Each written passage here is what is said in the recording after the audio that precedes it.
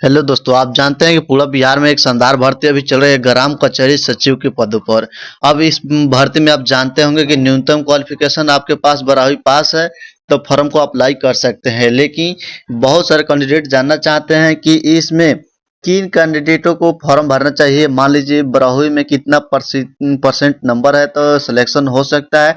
और मैं अपना ओपिनियन बताऊंगा कि किन कैंडिडेट को फॉर्म भरना चाहिए और किस प्रकार सिलेक्शन प्रोसीजर होगा। सारा प्रोसेस मैं आपको इस वीडियो में स्टेप बाय स्टेप जानकारी दूंगा। सारी जानकारी क्लियर हो जाएगा।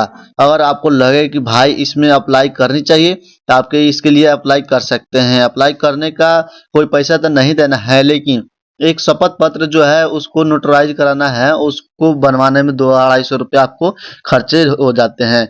लेकिन इसमें मैं जो बताऊं कि इतना प्रोफेसर तक है तो इस फॉर्म को भरने के लिए आपको ढूंढ रहे थे, उससे कम है तो हमें लगता है कि आपका सिलेक्शन होने में थोड़ा सा डिफिकल्टी भी हो सकता है।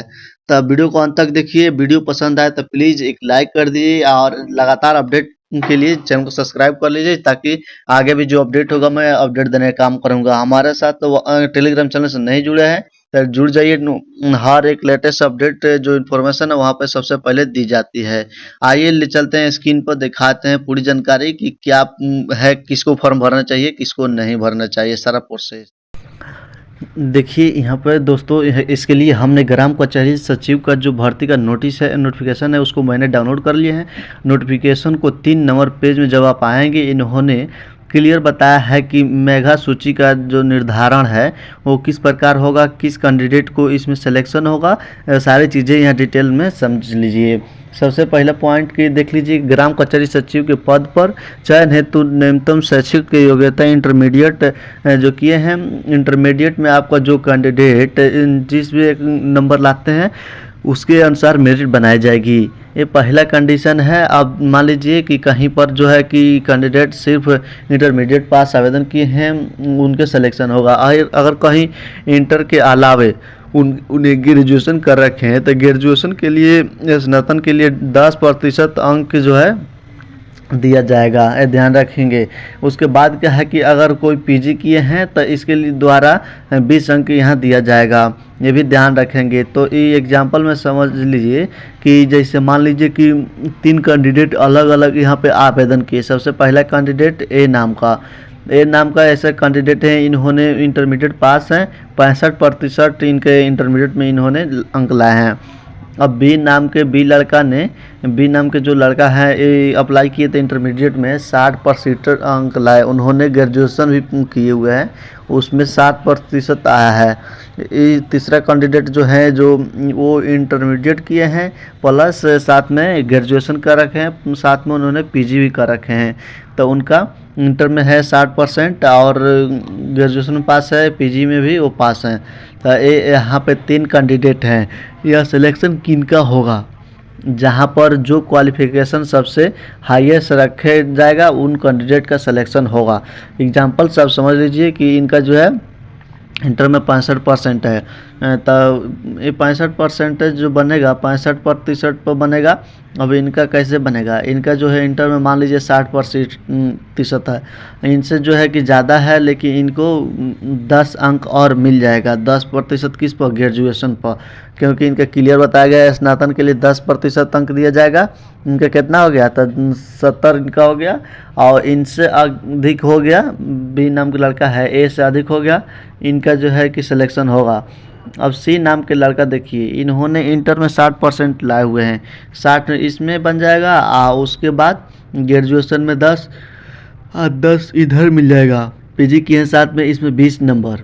तो इसमें ऐसा ही आप देखेंगे तो इनका कितना हो गया, 90 हो गया। सबसे अधिक इनका हो गया जिनका पीजी तक क्वालिफिकेशन है, यानी सी नाम का लड़का।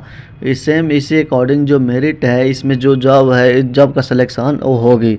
अगर कहीं पर कोई प्रचार है, मान लीजिए एक से किसी पंचायत का नाम वाई है, एक पंचायत का नाम जेड है, तब यहाँ पे क्या है कि कोई वाई नाम के पंचायत में कोई ऐसा बंदा है जिन्होंने इंटरमीडिएट पर ही अप्लाई किए हैं, वहाँ पे कोई ग्रेजुएशन वाला अप्लाई, पीजी वाला अप्लाई नहीं किए हैं, तो वहाँ पर जितने भी लोग अप्लाई करेंगे वो सारा मेरिट बन जाएगा, इंटर पर ही बन जाएगा। वहीं जेड नाम के पंचायत है, वहाँ पे क्या है कि सी टाइप के जो बच्चा है, बंदा है, वो इंटर भी किए हैं, ग्रेजुएशन किए हैं, पीजी भी किए हैं, और इनका जो है मेरिट बनेगा, इसमें बनेगा किनका, तो इनका सबसे सबके बनेगा, लेकिन सिलेक्शन मेरिट में नाम किनका आएगा, जिनका सबसे अधिक अंक लाया है उन्हीं का भर्ती तो है, लेकिन हर पंचायत में ज़्यादा भर्ती नहीं है, एक पंचायत में एक ही भर्ती है, तो जो क्वालिफिकेशन अधिक हो उन्हीं का सिलेक्शन होगा। तो इस प्रकार से मान लीजिए एक्स नाम के पंचायत है, इसमें सिर्फ भर्ती आई है इंटर और ग्रेजुएशन वाला बच्चा अप्लाई किए। यहाँ पे इंटर ग्रेजुएशन में जिनका नंबर जोड़ करके देखा जाएगा कितना परसेंटेज अधिक हो रहा है, उनका हो जाएगा। तो आपने एक क्लियर ये समझ लीजिए कि इसमें कैसे चयन प्रक्रिया होगा। अगर इंटर में कोई बच्चा का अच्छा परसेंटेज होगा, तब मान लीजिए उनका 70% है, अच्छा रहेगा ना कि ये इंटर में इनका 70 है, कोई भी नाम के बच्चा है उनका देखिए 60 है, और इन ग्रेजुएशन का 10 मिल गई, इस 70 हो गया, इनका इंटर में ही 70 है, तो इनका ही सिलेक्शन का चांस बन सकता है इंटर में अगर अधिक नंबर है तो। अगर मान लीजिए दो व्यक्ति समान हो गया, तो ऐसे में किनका चयन होगा, इसके लिए इन्होंने एक चीज़ क्लियर बता दिया है। जब आप पढ़ेंगे तब मेगा सूची के समान अंक रहने पर अधिक उम्र वाले उम्मीदवार को वरीयता दी जाएगी। यानी मतलब क्या है, समझ लीजिए कि दोनों कैटेगरी में अगर कैंडिडेट में अगर समान नंबर पाया जाता है, तो अगर ये मान लीजिए 18 साल का बंदा है, ये जो है कि 19 साल का बंदा है, तो 19 साल वाला का चयन कर लिया जाएगा। ये भी चीज़ यहाँ पे बता दिया गया साफ साफ। इंटर में कहूँगा अगर आपका नंबर 60% से अगर अधिक है, तो फॉर्म को इसमें फॉर्म भरने के लिए पैसा नहीं लग रहा है, लेकिन एक चीज़ इन्होंने दे दिए हैं जो सिर्फ थोड़ा सा परेशान हो रहे हैं बच्चे स्टूडेंट। शपथ पत्र जो नोटरी से बनवाकर अपलोड किया जाना है, इसमें बनवाने में 200 से 250 आपका रुपया लगेगा। तो यही एक परेशानी है, जो खर्चा है यही है, थोड़ा सा परेशानी और खर्चा यही है, बाकी कहीं भी इस भर्ती में कोई ज़्यादा ताम झाम जो है नहीं है। बाकी जिन कैंडिडेट का मैं कहूँगा पीजी तक है, उनके बल्ले बल्ले है, उनका सिलेक्शन हो जाएगा। इंटर में अगर आपका नंबर 70% है, अगर आप ग्रेजुएशन कर रखे हैं, 60 में पीजी कर रखे हैं, ऐसे ही आपका सिलेक्शन होने की चांसेस है वो काफ़ी हाई है। मैं कहूँगा कि जो अधिक क्वालिफ़िकेशन वाले हैं वो अधिक वो भरें, जिनका इंटर में 60% से कम है उनको हमारे हिसाब से फॉर्म भरने में कहीं भी फ़ायदा नहीं दिख रहा है, कहीं कंपटीशन इसमें भी हाई है। आपको लग रहा है कि सैलरी 6000 है, कौन अप्लाई करेगा। अप्लाई करने के लिए आप जाएंगे ये शपथ पत्र बनवाने कोर्ट में, तो तब पता चलेगा कितने कैंडिडेट वहाँ पे आ रहे हैं इससे बनवाने, तब आपको मालूम चलेगा। ये बहुत अधिक कैंडिडेट फॉर्म भर रहे हैं, लग रहा है कि नंबर सही है, तब फॉर्म भरिए, मेरिट इस पर ही सिलेक्शन होगा। नंबर अच्छा होगा तभी, नंबर कम है तो फिर आपका सिलेक्शन नहीं होगा। तो 60 से ऊपर वाले हर हाल में इस फॉर्म को भर दीजिए, इससे नीचे हैं तो आपके ऊपर हैं तो भर सकते हैं। और बहुत सारे ऐसे पंचायत है, ब्लॉक है, जहाँ बच्चे अप्लाई ही नहीं करेंगे। अब जहाँ अप्लाई नहीं करेंगे वहाँ पे जिनका 55% भी रहेगा वहाँ पे सिलेक्शन हो जाएगा। तब ये पूरा इस प्रकार से जो है कि देखने को मिलेगा कहाँ से अप्लाई आप कर रहे हैं।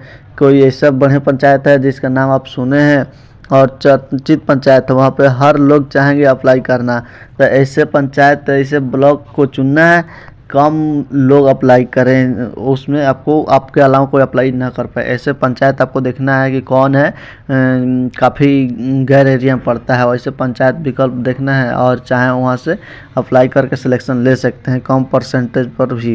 ये सारी चीज़ें और मैं ऑलरेडी कई वीडियो बना दी है।